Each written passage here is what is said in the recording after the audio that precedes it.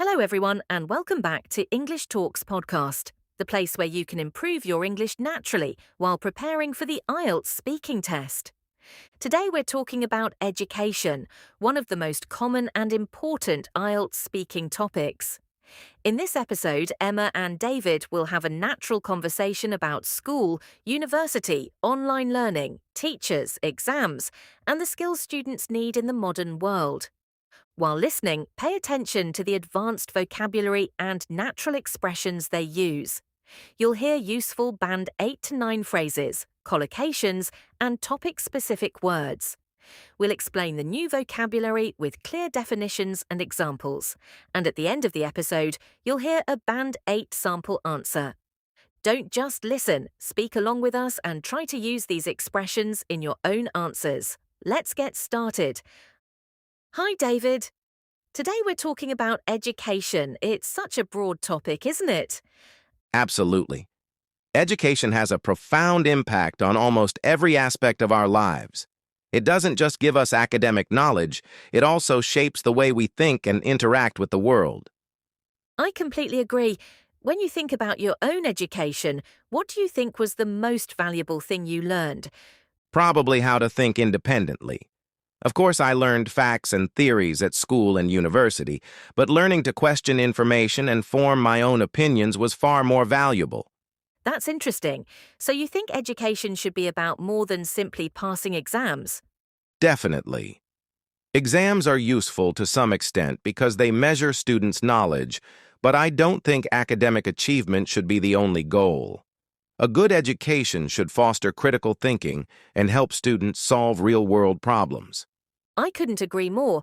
I also think students need hands-on experience. Sometimes you can understand a concept much better when you actually put it into practice. Exactly. There's a big difference between memorizing something for an exam and being able to apply that knowledge in real life. That's one reason I like project-based learning. Students have to research a topic, work with others, solve problems, and present their ideas. Yes, and it can also help students develop communication and teamwork skills.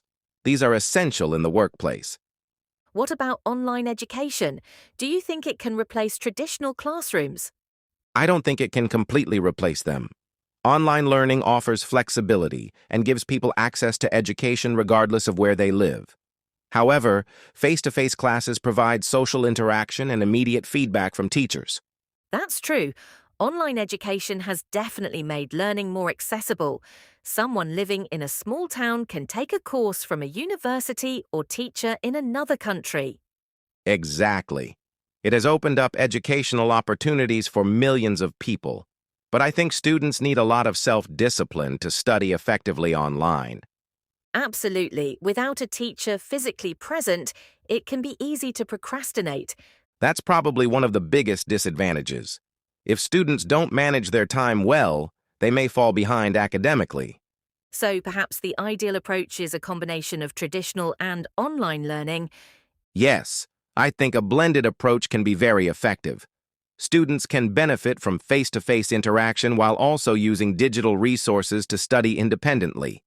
Speaking of teachers, how important do you think a good teacher is? Extremely important. A good teacher doesn't simply deliver information. They create an environment where students feel comfortable asking questions and making mistakes. I like that idea. I think the best teachers inspire curiosity rather than simply telling students what to memorize. Exactly. They can also help students reach their full potential by identifying their strengths and encouraging them to improve their weaknesses. And sometimes a teacher can have an impact on a student's future career. Absolutely. I still remember teachers who encouraged me when I lacked confidence. Their support made me believe I was capable of achieving more. That's powerful. So education is also connected to confidence and personal development. Definitely. A well-rounded education should develop not only academic abilities, but also emotional intelligence, creativity, communication skills, and problem-solving abilities. Do you think the education system should change to keep up with the modern world? Without a doubt. The world is changing rapidly because of technology and artificial intelligence. Schools and universities need to prepare students for jobs that may not even exist yet. That's quite a challenge. What kind of skills do you think students will need in the future? They will need digital literacy, adaptability, creativity, and strong communication skills. More importantly, they need to become lifelong learners because knowledge becomes outdated so quickly. I agree. In other words, students need to learn how to learn. Exactly. If someone has a solid foundation and knows how to acquire new knowledge, they can adapt to almost any situation. What about university education? Do you think everyone should go to university? Not necessarily. University can provide valuable knowledge and qualifications, but it's not the only path to success. Vocational training and practical experience can be equally valuable, depending on a person's goals. That's a good point. Sometimes society puts too much pressure on young people to get a university degree. I agree. People should choose an educational path based on their interests, abilities, and career plans, rather than simply following social expectations. So, if you could change one thing about education today, what would it be? I'd place more emphasis on practical skills and critical thinking. Students should leave school knowing how to manage money, communicate effectively, solve problems, and make informed decisions. I love that idea. Education should prepare people for real life, not just for exams. Exactly. And I think that's what makes education truly meaningful. I couldn't agree more. Well, I think we've covered quite a lot today. We certainly have.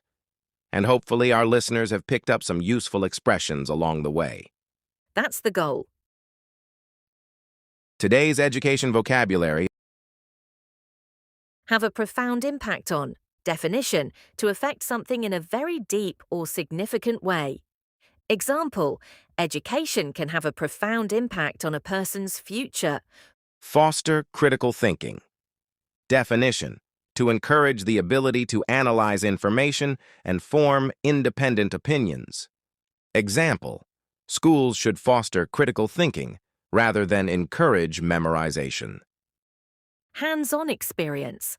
Definition: practical experience gained by actually doing something. Example: students need hands-on experience to understand how theories work in practice. Academic achievement. Definition: success in education, especially measured through grades, exams, or qualifications. Example: academic achievement is important, but it is not the only measure of success. Blended learning. Definition: an approach that combines face-to-face education with online learning. Example: blended learning gives students more flexibility. Fall behind academically. Definition: to make less progress than other students in education. Example: students may fall behind academically if they do not manage their time effectively.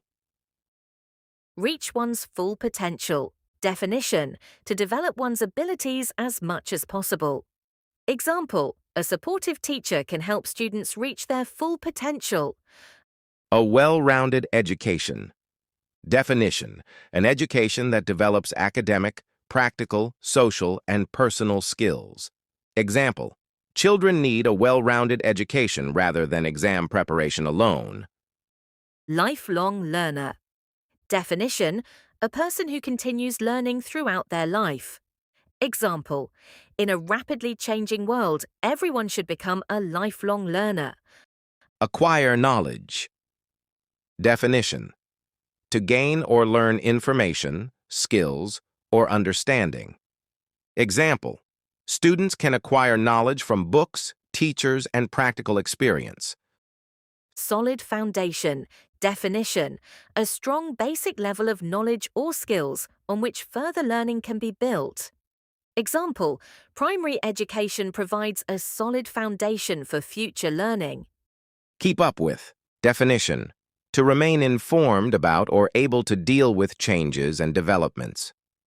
Example: schools need to keep up with changes in technology. Digital literacy. Definition: the ability to use digital technology effectively and understand digital information. Example, digital literacy is becoming essential for students. Practical skills. Definition: skills that can be directly used in real-life situations. Example: schools should teach more practical skills such as communication and financial management. Useful natural expressions. From my perspective, one of the most valuable things is, I couldn't agree more. That's a good point. It's not just about. What matters most is, there's a big difference between. The key is to. It depends on. I think the ideal approach is. Band 8 sample answer. Question, what makes a good education? In my view, a good education should go far beyond memorizing facts and preparing students for exams. It should foster critical thinking, encourage creativity, and give learners opportunities to gain hands-on experience. I also believe students need a well-rounded education that develops communication, problem-solving, and interpersonal skills. In addition, education should provide a solid foundation for lifelong learning because the modern world is changing so rapidly. Ultimately, the purpose of education should be to help people reach their full potential and prepare them for real-life challenges. Practice questions. 1. What do you think makes a good teacher? 2.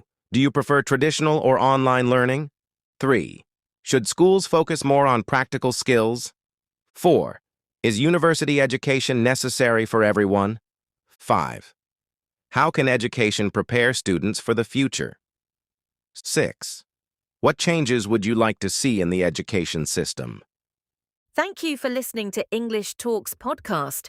We hope today's episode helped you learn useful vocabulary and natural expressions for IELTS speaking.